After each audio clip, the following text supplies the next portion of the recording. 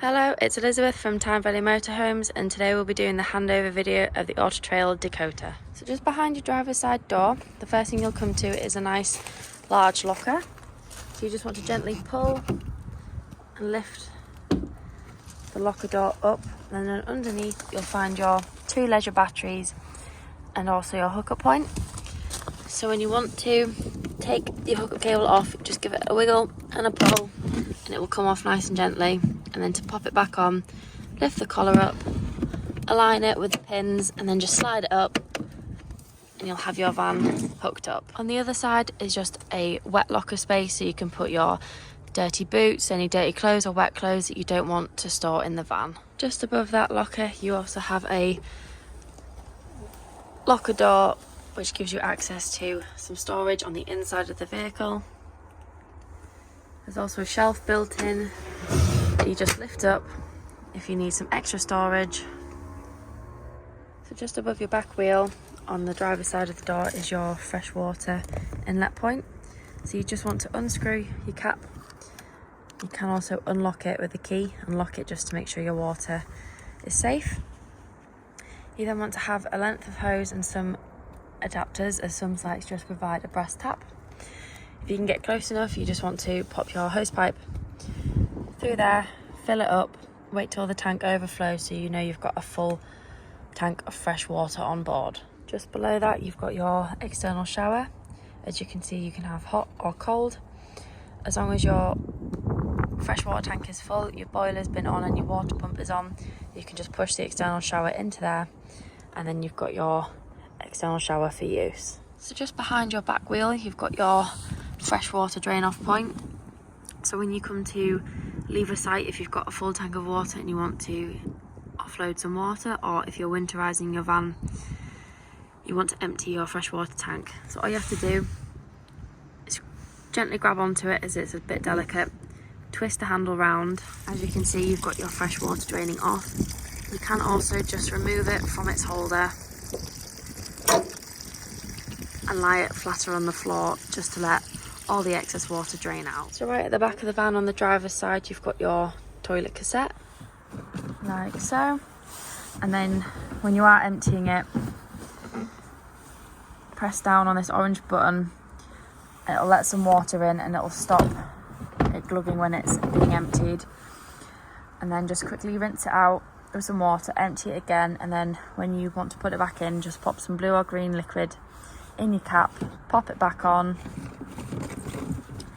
and then you can slide it back in and your cassette is empty. At the back of the vehicle you've got your reversing camera at the top there, and then you've got your spare tyre in here, so you've just got to unlock it, take this cover off, and then you'll be able to take the cover off and take your spare tyre off in case of emergencies. Right at the back on the passenger side you've got another external locker door which leads to the inside of the van, which is under your bed.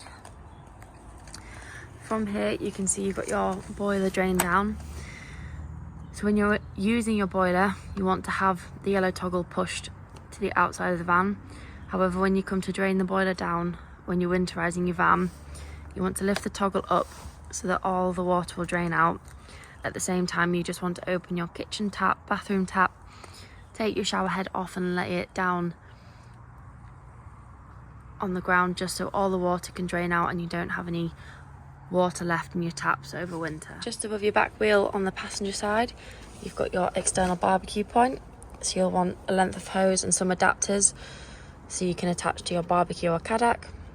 As long as you've got your gas bottles turned on and you've got a flow of gas throughout the van, you'll get a flow of gas through here and then you'll be able to use your barbecue. When you want to get into your gas locker, to open it there's just a latch on the inside of the passenger door.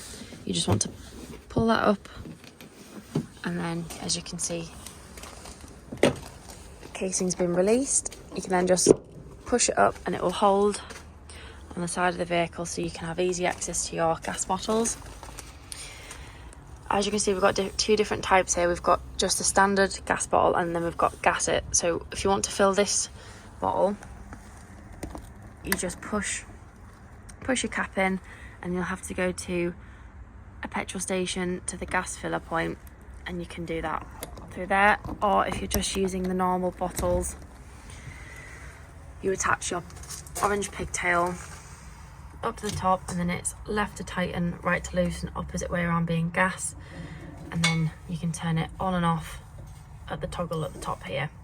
If you've ever turned your gas ball on and you're not getting gas in the van, just press this black button.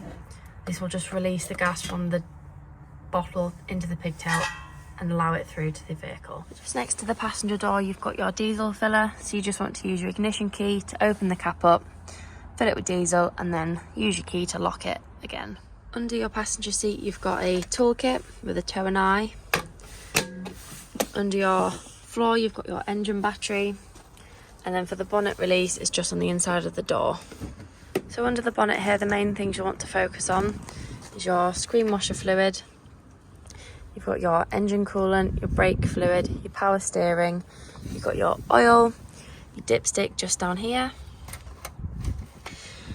And then on the other side, you've got your positive, which is covered by this cap, and then your negative if you need to give or receive a jump start. And then on the front of your vehicle, you've got your weight plates.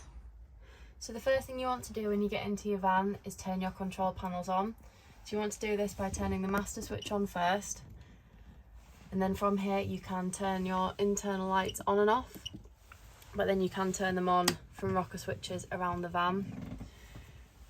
Just in between, you've got your water pump. At the minute, we don't have any water on board, so don't turn your water pump on. But through here, you can go through different settings, so you can see your vehicle battery, your leisure battery, your fresh water, and your wastewater tanks. And again, you can just flick through, so you can have clock, alarms, different settings. You've got your time, and then your home page. And then you've also got your awning light up here. Obviously leisure battery again, and then you can put your water tanks on heating just so your water doesn't freeze in the winter months.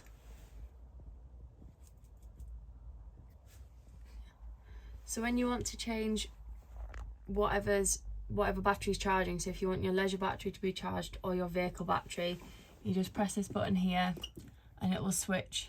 So your mains cable will be either charging your vehicle battery. If you press the button again, it will go to leisure battery. So when you want to have your heating on or your hot water, you'll come to these two Truma control panels. So on the right hand side, this is your setting. So it's on the top two is your water, so that's 40 degrees and 60 degrees. These are mostly used in summer when you don't want your heating on inside the van. And then obviously O in the middle is off, and below you've got the gas flame. Doesn't mean it's running off gas, it means that your heating is working. And then below is your heating and hot water. And then the black dial in the middle, you can turn it from 1 all the way up to 5, depending on how cold it is and how warm you want the van to be. On the left hand side is your energy source. So at the top you've got 2 wavy lines, which is 2 kilowatts of energy, 1 line which is 1 kilowatt. This gas flame means it's running off gas, and below it you've got 1 kilowatt of energy and gas, and then obviously 2 kilowatts of energy and gas. So at the minute we'll just turn it up to 2 kilowatts as we're not on gas at the minute.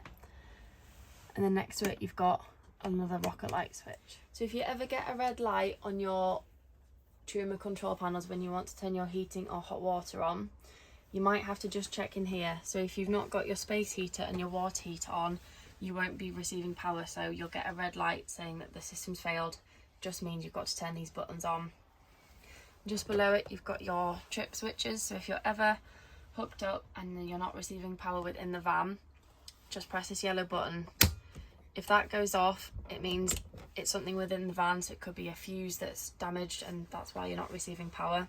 But if it doesn't, it means that there's something wrong with either the mains cable or the mains power. Next you've got your fuses, so it's always a good idea to keep some spare fuses with you when you're on holiday. So if your fridge fuse blows, you don't want to be left without any cold food or your fridge working, so you just have some to replace it. And then when you come to winterize your van, you can just press the system shutdown button.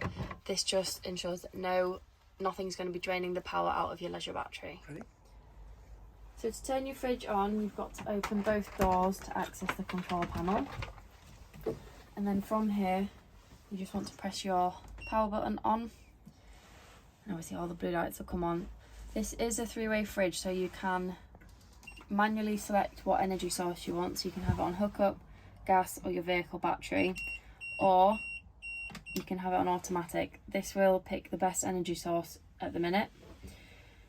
Obviously, if you take it off hookup, if you've got no gas on board and you start your vehicle, it'll run off the vehicle battery. But obviously it's saying error at the minute. That's because the engine isn't running, so you've got no source of energy from there. So just keep it on hookup.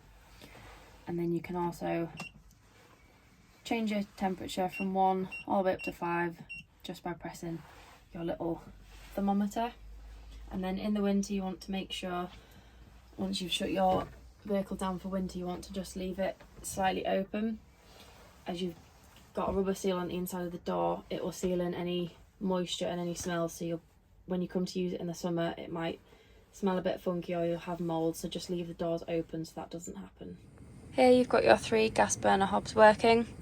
Just remember, once you've turned them all off, make sure that they are fully cool before you put the glass lid down, as it will cause it to shatter. So here you've got your grill and oven working on gas. So to set your front lounge area into your bed, all you have to do is just pull the base of each chair, pop the backrest flat in the middle, bring the other side up,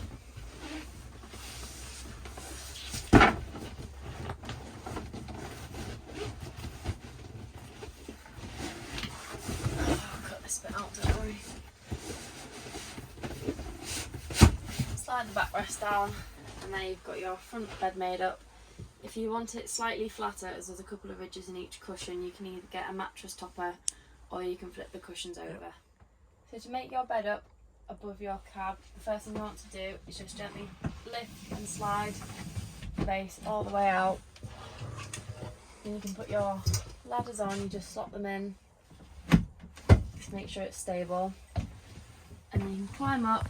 You just want to push your mattress back and then flip it over so it lays nice and flat. And then if you've got any young kids, once they're in, you can just put this supporting bar up just to catch them so they don't fall out and hurt themselves when they're sleeping. Ready? Yeah. So to set your freestanding table up, to get the legs down, you just want to gently push this bar that's holding the leg down, and then it will slot in and catch it so it's upright. And again, it will just slot in there, and then you can gently bring it down, and then you've got your dining table all set up.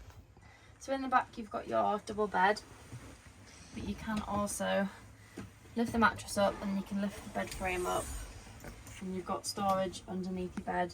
But when you are putting things away, just be careful of your pipes and taps down in the bottom corner, just so you don't break them accidentally. Coming through to the door in your bathroom, you've got your toilet, your sink, you've got a nice big mirror with lights on, and then you've got a window in the back, you've got a blackout blind, and you've also got a fly screen, and then you've got a nice large shower. You've also got a nice drying rack up the top, so you can dry your towels or any wet clothes.